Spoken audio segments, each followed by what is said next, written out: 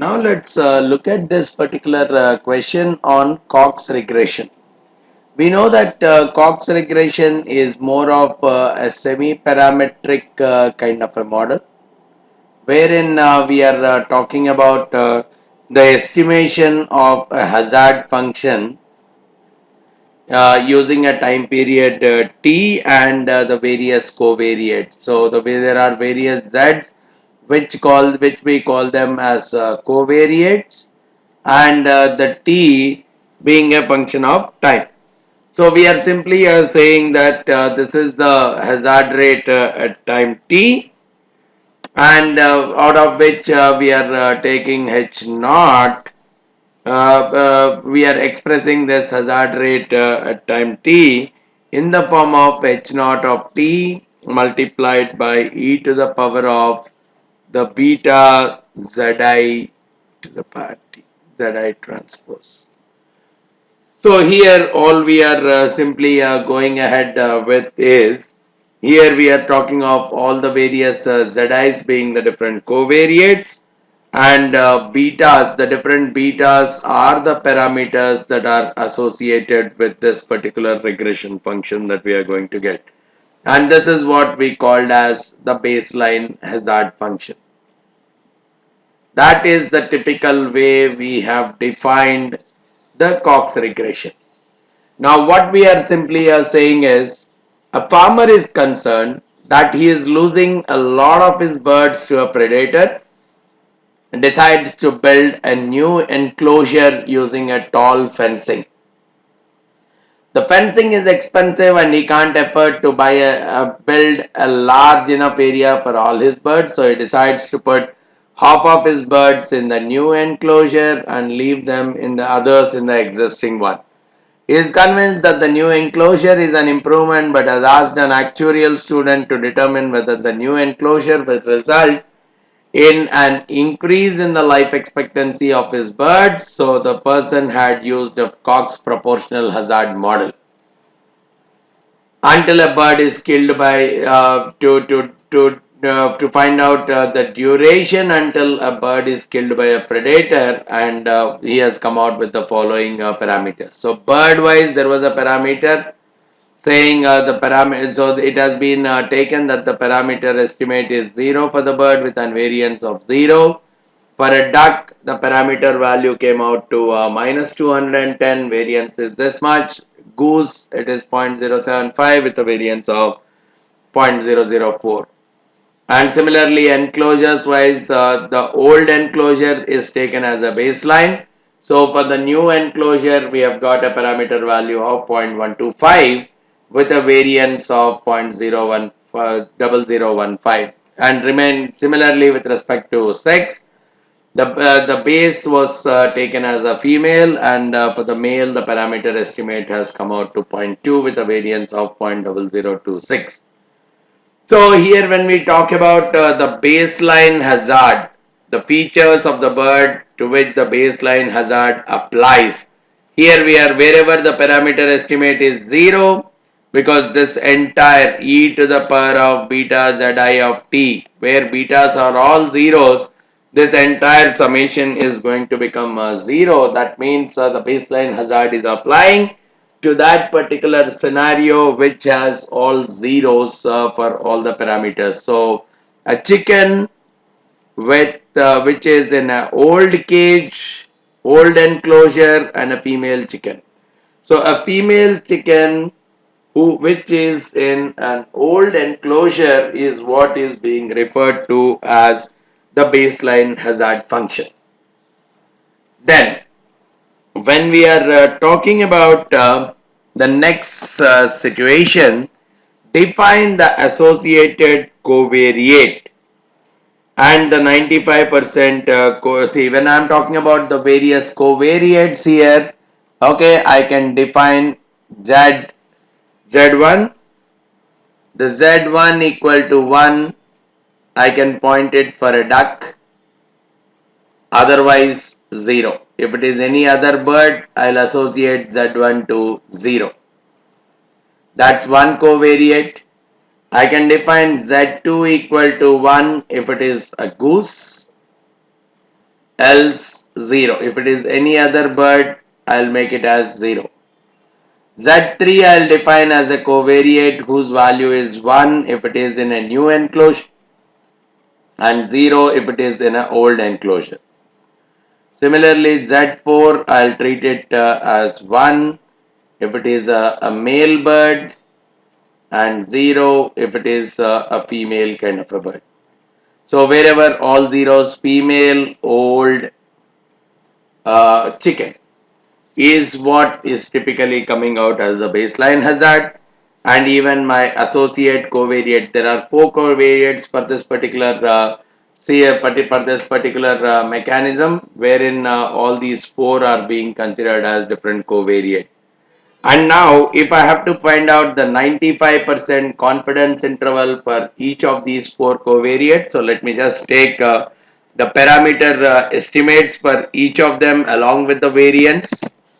So I can take the parameter estimates for chicken, duck, goose, or I can take new and old, and I can take male and female.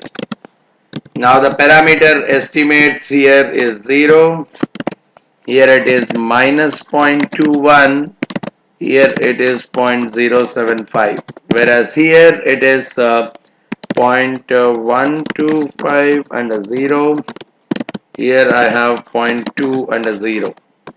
Then coming out to so these are like parameter estimates, whereas these are variances for me.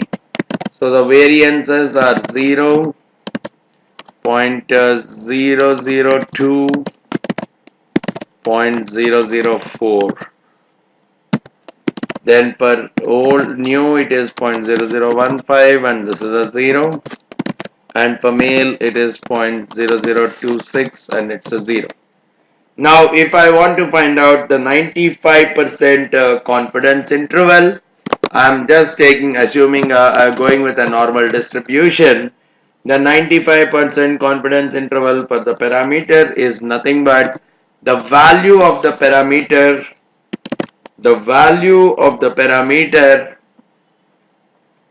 plus or minus 1.96 times the standard error, which is the standard deviation or square root of the variance. So the confidence intervals, when I'm talking about the lower limit confidence interval versus the upper limit confidence interval for each of them, I'm taking it as minus 0.21 minus 1.96 times the square root of the variance, so coming out to minus 0.2975. The same logic goes this plus 1.96 times the square root of the variance, giving me minus 0.122. The same logic probably I can continue for goose. Okay, it is the parameter will vary between minus 0.04, minus 0.049 to plus 0.199. And similarly, if I'm going with a new, this is what is the number, and if I'm going with a male, this is what are the numbers. So these are the 95% confidence intervals for each of the covariates. The only thing is, probably this is the only scenario where it's not significant. The parameters wise, because there is a lower is minus 0.04 and upper is plus 0.19, because a 0 could very well be contained in that particular interval. The value of Z2 is not statistically significant, whereas in all the other cases the values of Z1, Z3 and Z4, they are all statistically significant, because both lower as well as upper intervals, or both of them are either positive or both of them are negative. Alright, so that is what we have addressed as a part of this question. Comment on the farmer's belief that the new enclosure will result in increase in birds' life expectancy. Now we have already seen that all else remaining constant, what is the hazard rate all else remaining constant, the hazard rate in a new exposure is coming out to h naught of t into e power beta 3, which is 0.125 divide and compared to rest all being something, rest all being the same for both the numerator, for both the kinds of birds. If there is a new enclosure, I'm going to get a hazard rate of e to the power of 0.125 more than the hazard rate of more e to the power of 0.125. What is the number that is operating out to? The e to the power of 0.125 is getting operate to almost 13% more. So 13% more hazard on an average compared to remaining in an old exposure. Or the other way of quickly looking at it is, with the new, the parameter value has come out to be positive, means new is more riskier. New is more riskier than old, all else remaining the same. So the life expectancy cannot increase. In fact, it will be decreasing because of this process. If that new had come out to be a negative value, then there is a very good chance for me to believe that the new is less riskier compared to the old, which would result in a statistically significant life expectancy increasing because of the new exposure. So the quick way to check out in this case is whether the parameter estimate is positive or negative, and at the same time, even after considering a 95% confidence interval for the parameter estimate, if 0 is not coming in the 95% confidence interval, then statistically that is significant. So it can very quite comfortably be concluded here that a new exposure with all other things remaining the same is actually creating more risk compared to an existing old exposure for all other things remaining the same. So the farmer's belief is directly contradicted on this particular scenario. Alright. Now looking at the next one, calculate using this model the probability that a female duck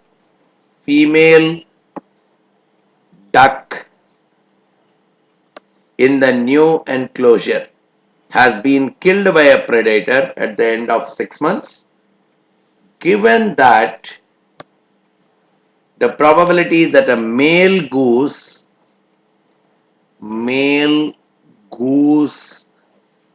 in an old enclosure has been killed at the end of the same period is 0.1. So probably I can find out the hazard rate for a male goose in an old enclosure. Right? Hazard rate for a male goose in an old enclosure, I can find it as h naught of t e to the power of, because I am talking about goose, 0.075 into 1. Then it is in an old enclosure, so it will have a 0. And because it's male, I'll take it as 0.2 into 1. So overall, I'm coming out with a hazard function of h naught of t into e to the power of 0.275. That's the typical hazard function, right? The hazard function is coming out for this much, h naught of t into e power 0.275. So when I'm looking at the probability of survival, we know that the probability of survival can be given as, so I'm talking about the survival probability for the goose going as e to the power of minus, I'm talking about in the 6 months period, what is the probability of survival. So I can take the hazard rate dt, mu t dt. So here I'm talking about h naught of t e power 0.275 dt. So I can find out e to the power of 0.275, right, h naught of t power 0.275. So I can take e to the power of 0.275. I can compute first of all e to the power of 0.275, which will work out as around 1.316. So I can very well say the survive, because it is given that the probability that it is getting killed is zero point 0.1, so the survival is 0.9. 0.9 equal to e to the power of minus e power 0.275, we know 1.316, 1.31651 into, I can take it as integral 0 to 6 h naught of t dt. So from here I can very well find out this particular integral value. I can say integral 0 to 6 h naught of t dt is equal to 0.9 divided by e to the power of minus 1.316. So I could very well operate that out, saying 0.9 divided by e to the power of minus 1.3, which is working out to 3 point. This is zero point 0.9 is e. Okay, so this is working out to e to the power of. So I'm trying to look at e to the power of zero point 0.6. It's not just e to the power of, it's not 0 to 6, integral 0 to 6 h naught, but it is e to the power of integral 0 to 6 h naught. So if I have to take just 0 to 6 h naught, then probably I am taking the logarithm of the same, which is giving me, let me just work it out again. This is, oh sorry, let me just create the problem again, at least from this step. 0.9 is equal to e to the power of minus 1.316, and here I have 0 to 6 h naught of t dt. So I'm removing the overall e to the power, so I'm just making taking the logarithm this side, 1 minus 1.316 integral 0 to 6 h naught of t is equal to log 0.9. Yes, I have to find out the log 0.9, not 0.9. So I'm taking it as log 0.9 here, okay, which is minus 0.1. Now from here I'm taking integral 0 to 6 h naught of t dt as log 0.9 divided by minus 1.316. So this value divided by minus 1.316 is giving me 0.08. So this is what is the value, probably 0.08 is the value which I can take for integral 0 to 6 h naught of t dt. Now given that particular value, now my intention is to find out that the probability that a female duck, so I'll let me try looking at the hazard function now, h naught e to the power of duck. So it is minus 0.210 and female 0, and in the new enclosure, so I'm taking it as 0.125. So the hazard function in this case is coming out as h naught of t into e to the power of minus 0.085. This is what is coming out as the hazard function, right? Which means if I have to find out the probability of survival within the next 6 months, I can take it as e to the power of minus 0 to 6 h naught of t e to the power of minus 0.085. And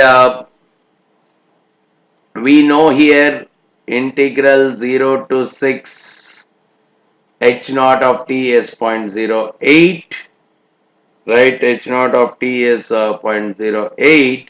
So I could find this value as 0.08, which is this, multiplied by e to the power of minus 0.085. So I could take this number multiplied by e to the power of minus 0.085.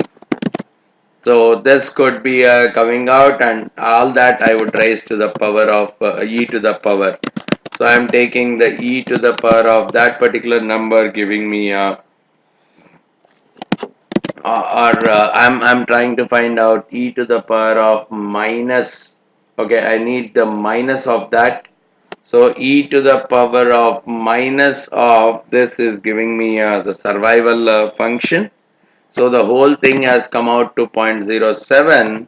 So e to the power of minus of this is giving me the survival function 0.92.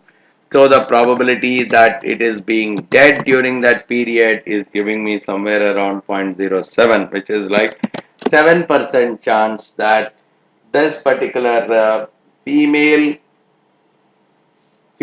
duck in the new enclosure would be killed within the next 6 months using this Cox regression kind of a model. So the overall thing lies within with the estimation of the parameters, the variances, understanding their variances, and trying to come out with an appropriate model for a model for predicting the hazard rates of one in respect to the other.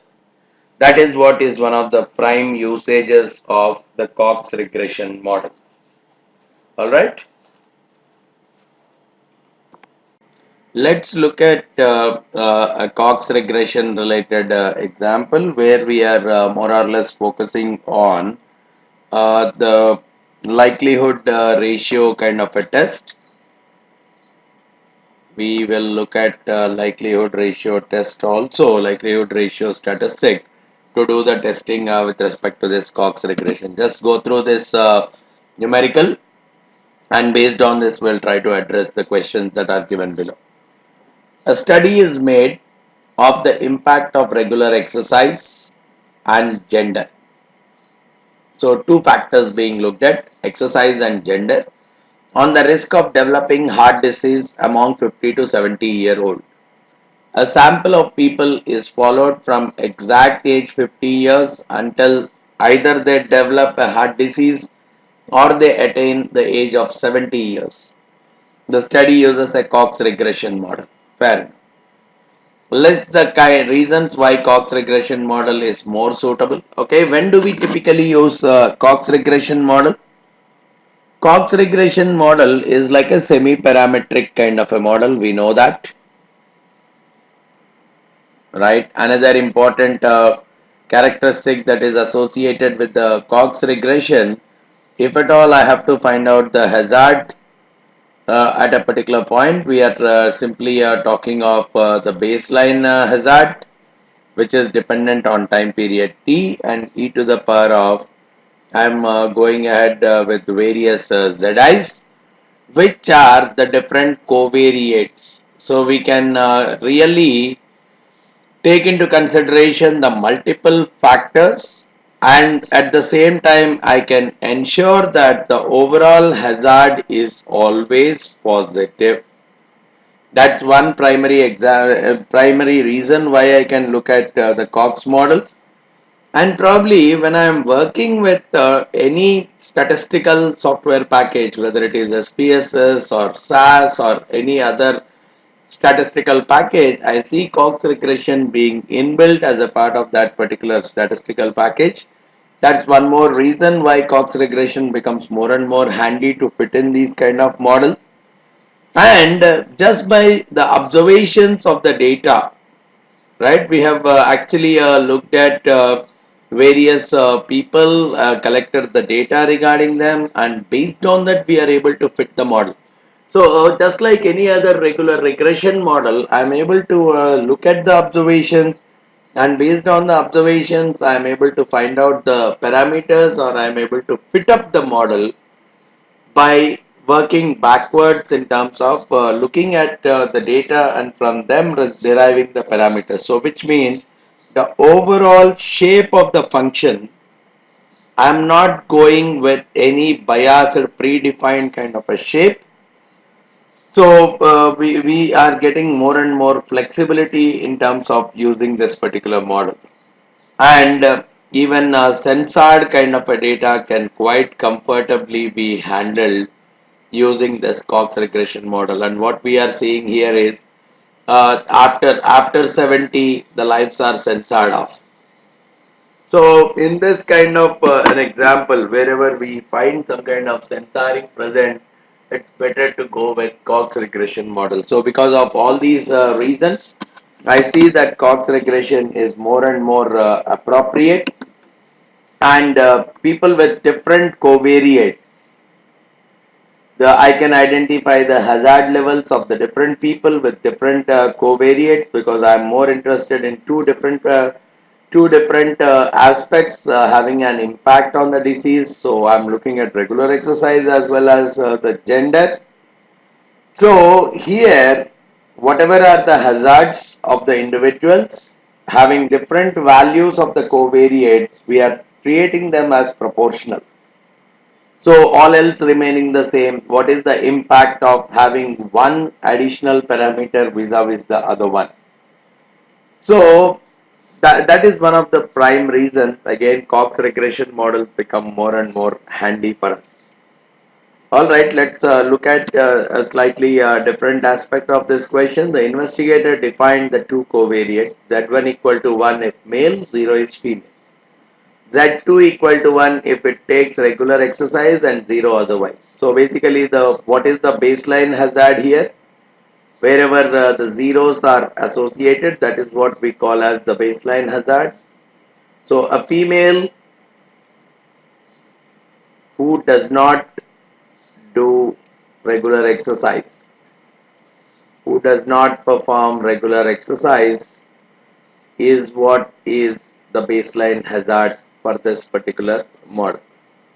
The investigator then fitted three models, one with just gender as a covariate, okay, a second with gender and exercise as covariates, and a third with gender, exercise and interaction between them as covariates. The maximized log likelihood of the three models and the maximum likelihood estimates of the parameters in the third model are as follows. So when I'm looking at the, the the maximized log likelihoods for three of them, these are the numbers. Now, what is that our intention is? Show that the interaction term is required in the model by performing a suitable statistical test. So when I am looking at the interaction term, I need to compare these two. So whenever I am comparing the addition of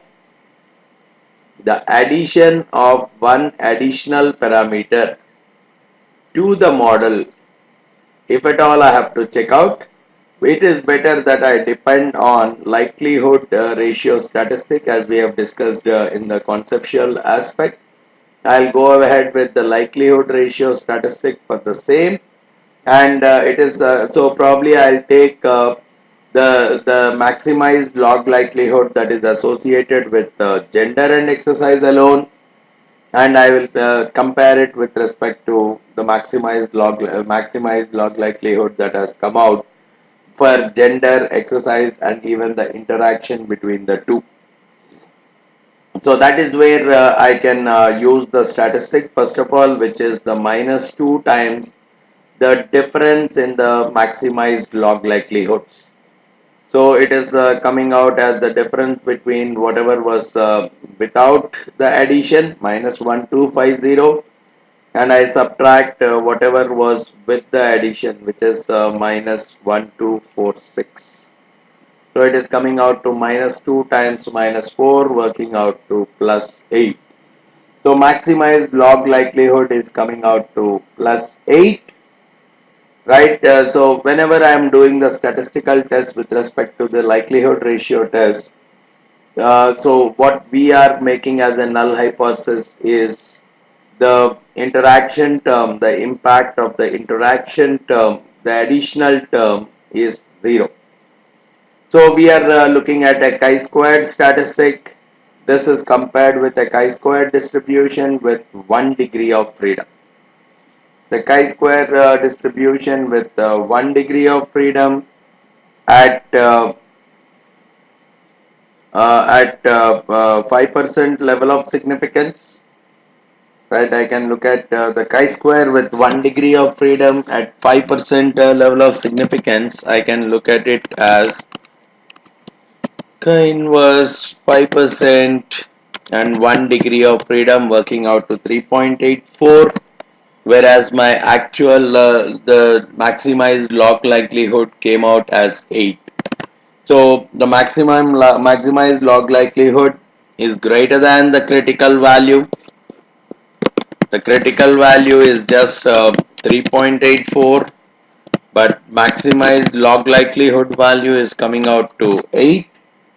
So because this is greater than this, I can reject the null hypothesis. Even at 95% level of confidence, I am rejecting the null hypothesis and saying that there is an impact of the interaction component as a part of the building of this model. So interaction component here is playing an important role in terms of building of the model. So that's one thing that is clearly coming out of this exercise, and we are also interested in interpreting the results of this particular model. As I have already defined, in this model the baseline hazard is this female who does not perform any kind of an exercise. Right now we are interested in looking at using these parameters, looking at just a few results, right? Probably if I'm looking at a male who does not do any exercise, male with no exercise, what is the hazard that is coming out? So for male there is a 1 for Z1. So because the parameter is 0.2, the hazard with respect to the baseline hazard is coming out to 0.2. E power 0.2 will be the risk. So there is a male who is doing no exercise is having 22% more chance of developing the heart disease compared to a female who does not do any exercise. Whereas when I am looking at male with regular exercise, because of the coefficient which is minus 0.3, I am saying a male who is doing a regular exercise has only 74. Okay, I need to include even the male. So there is a male, so which is coming out to 0.2 for the male.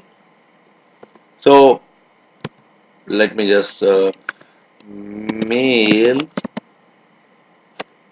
So I am more interested in male who is doing the regular exercise. So both of them being 1. So male regular exercise minus 0.3, and the interaction also is there because both of them are positive. So which is working out to a male who is doing a regular exercise is having 64% chance of getting a heart disease compared to a female who does not do any kind of an exercise. Similarly, on the other side, when I am doing female with regular exercise, here I have a different number. I am taking it as e power. For a female, the first parameter Z1 does not exist. Z 2, because she is doing regular exercise, I'll take it as minus 0.35, and there is no interaction, that is present, minus 0.3.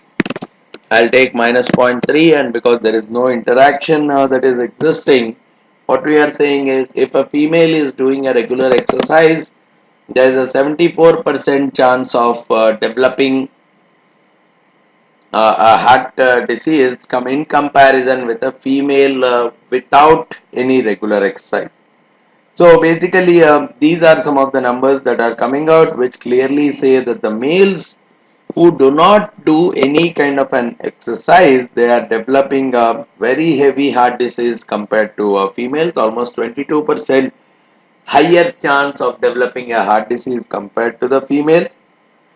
But in case the males are doing a regular exercise, in case of males, the decrease in the chances of developing a heart disease are much higher compared to that of female, because of the interaction that is present between the gender variable and the exercise variable. That is one of the prime reasons we are looking at the interaction also, along with the gender and the exercising being the factors. This is one critical thing that has come out for us as a part of our understanding of the likelihood ratio test, or probably using Cox regression for Cox regression for individual parameters, as well as the interaction between the parameters modeling exercise. All right.